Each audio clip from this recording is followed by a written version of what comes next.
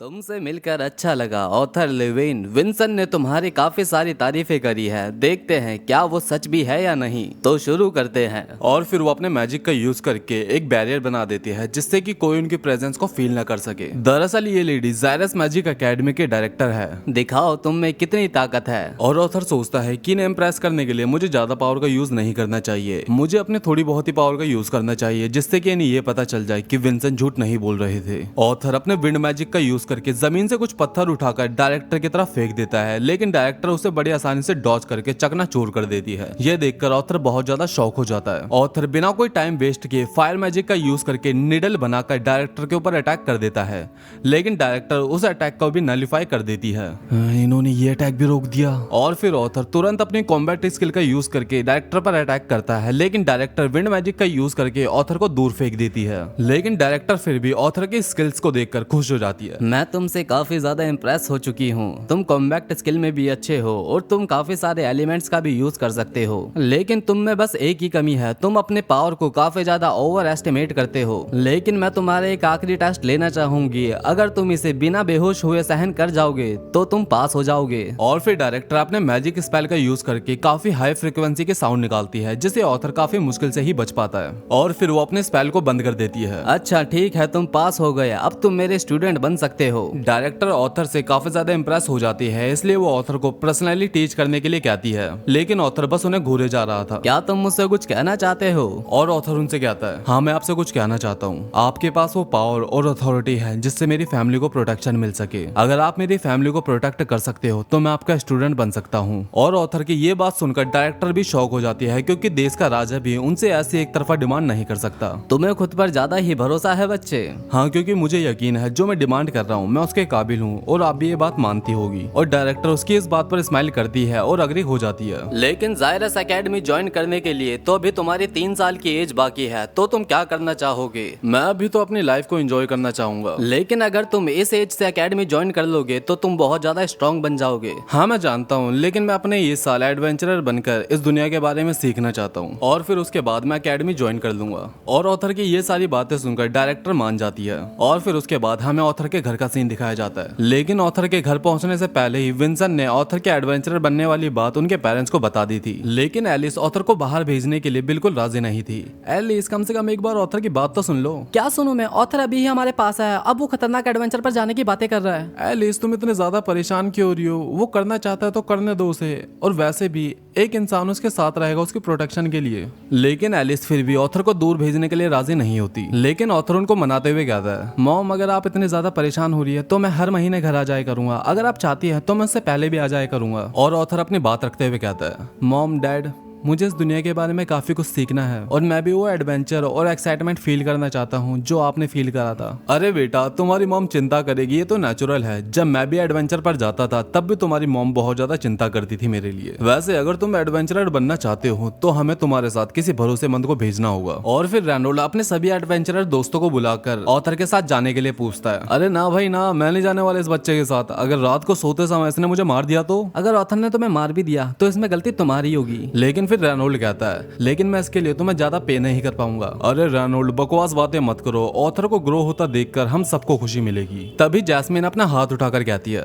मैं जाऊंगी ऑथर के साथ। और ये सुनकर सभी लोगों को झटका लगता है। जैस्मिन तुम्हें तो बच्चे बिल्कुल नहीं पसंद। ओह जैस्मिन, हाँ वैसे अगर देखा जाए तो तुम्हारा जाना भी अच्छा होगा, क्योंकि तुम्हारी कॉम्बैक्ट स्किल्स काफी ज्यादा अच्छी है, तो तुम ऑथर के लिए बेस्ट चॉइस हो सकती हो जैस्मिन। और सभी लोग कहते हैं, हाँ जैस्मिन वैसे भी काफी ज्यादा पावरफुल है, वो अगेनेटर होने के बाद भी एलिमेंट को यूज कर सकती है, और उसने कुछ टाइम पहले ही लाइट ऑरेंज कलर अचीव करा है, तो वो काफी ज्यादा स्ट्रॉन्ग भी है। और ऑथर भी जैस्मिन को थैंक्स बोलता है उसके साथ चलने के लिए। और फिर ऑथर अपने डैड से ऑक्शन हाउस जाने के लिए कहता है, क्योंकि ऑथर को एक स्वॉर्ड चाहिए थी। और फिर ऑथर विंसन के साथ ऑक्शन हाउस में आ जाता है। ओ तो तुम्हें एडवेंचर्स गाइडलाइन एंट्रेंस एग्जाम के लिए एक स्वॉर्ड चाहिए, यहाँ तुम्हें काफी सारी स्वॉर्ड्स मिल जाएगी, चूज कर लो जो तुम्हें चाहिए। और फिर ऑथर उस गोदाम के अंदर जाता है, और ऑथर देखता है वहाँ पर बहुत सारी स्वॉर्ड्स और बक्से रखे हुए थे। और ऑथर देखता है वहाँ पर इतनी सारी स्वॉर्ड्स रखी हुई थी कि ऑथर को चूज करने में काफी परेशानी आ रही थी। वो काफी सारी स्वॉर्ड्स को ट्राई करता है लेकिन उसे कोई पसंद नहीं आती। ऑथर एक ऐसे स्वॉर्ड चाहता है जिसे वो एक हाथ से चला सके, लेकिन उसकी छोटी सी बॉडी के लिए सारी के सारी स्वॉर्ड्स काफी बड़ी थी। और तभी ऑथर को ढूंढते ढूंढते नीचे एक रॉड दिखाई देती है। ऑथर उसे निकालने की कोशिश करता है लेकिन वो काफी ज्यादा हैवी थी और फिर कुछ कोशिशों के बाद ऑथर उसे बाहर निकाल लेता है। ये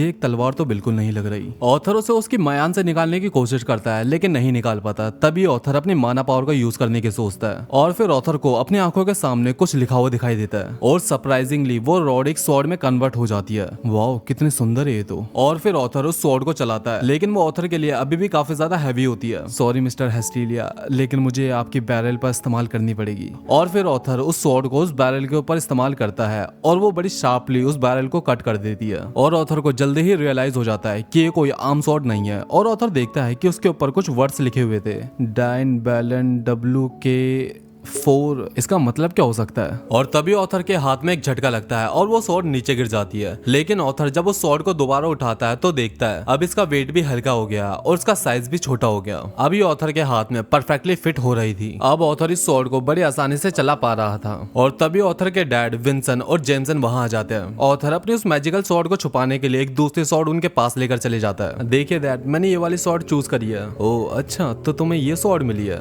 हाँ, ये ज्यादा फैंसी नहीं है लेकिन इसे स्विंग करना काफी ज्यादा आसान है मेरे लिए। और ऑथर के डैड उस स्वॉर्ड को चेक करने लगते हैं।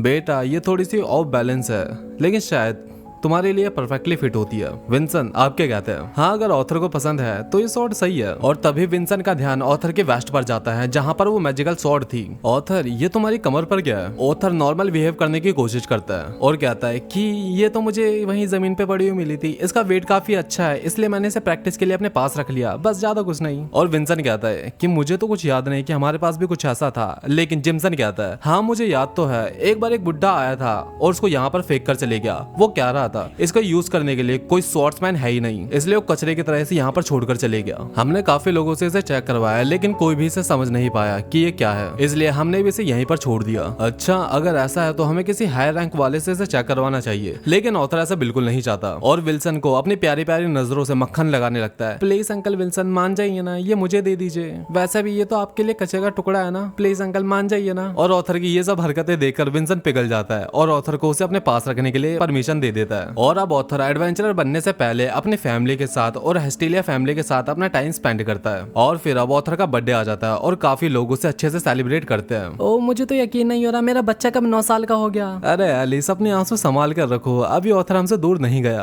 और फिर उसके बाद सब लोग खाना खाते हैं और एंजॉय करते हैं। तो सबका खाना हो चुका है, अब बारी है प्रेजेंट की। और सबसे पहले ऑथर अपनी मॉम एलिस का प्रेजेंट खोलता है। उसके अंदर एक हैंड कफ होता है जिसके ऊपर कुछ स्टोन लगे होते हैं। बेटा, ये स्टोन मेरे हीलिंग मैजिक से इन्फ्यूज है, जब भी तुम घायल हो जाओ तो इन स्टोन का यूज करना, तुम उससे हील हो जाओगे। अरे वाह मॉम, ये कितना अच्छा प्रेजेंट है ये। और फिर उसके बाद विल्सन अपना प्रेजेंट देता है। Author, will you marry me?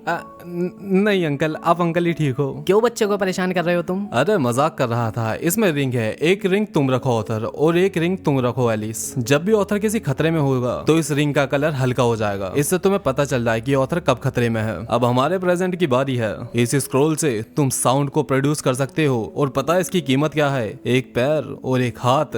अब भाड़ू क्यों परेशान कर रहा है बच्चे को? अरे मजाक कर रहा था। इस स्क्रोल से तुम अपनी माना पावर से एक मैसेज छोड़ सकते हो और एलिस इसका एक रिप्लाई भी कर सकती है। वाओ, ये तो काफी एक अच्छा गिफ्ट है। आप सभी के इतने प्यारे तोहफों के लिए शुक्रिया। मैं कल शायद आपको छोड़कर चले जाऊंगा, लेकिन mom, dad, uncle Vinson, aunty Tahiba, Lilia और मेरे सारे दोस्त, मैं आपसे प्रॉमिस करता हूँ मैं पूरा हार्ड वर्क करूंगा जिससे आपको मेरी फिक्र करने की जरूरत न पड़े। और फिर एलिस ऑथर को गले लगाते हुए कहती है, बेटा फेमस होने पे बिल्कुल ध्यान मत देना और पैसे के पीछे बिल्कुल मत भागना। और फिर ऑथर पैकिंग करते समय सोचता है, आज के दिन से ये तो कंफर्म हो गया कि मेरे पास एक अच्छी फैमिली है, मेरे पास दोस्त है जिन्हें मैं काफी ज्यादा प्यार करता हूँ। मैं इन्हें कभी नहीं खोना चाहूंगा। अगर मुझे लगता है कि मैं उन्हें खोने वाला हूँ तो मैं फाइट करूंगा और उन्हें प्रोटेक्ट करूंगा। इसलिए मैं बस उनके लिए स्ट्रॉन्ग बनने के लिए जा रहा हूँ और मैं अपने पिछले किंग वाली लाइफ से कहीं गुना ज्यादा स्ट्रॉन्ग बनकर दिखाऊंगा। और फिर ऑथर पैकिंग करके नीचे आ जाता है जहाँ पर एलिस, रैनोर और लीनियर उसका इंतजार कर रहे होते हैं। ओ, तुम काफी ज्यादा अच्छे लग रहे हो। वैसे हमें यकीन है तुम एस रैंक एडवेंचर का एग्जाम पास कर लोगे। आपको सच में यकीन है?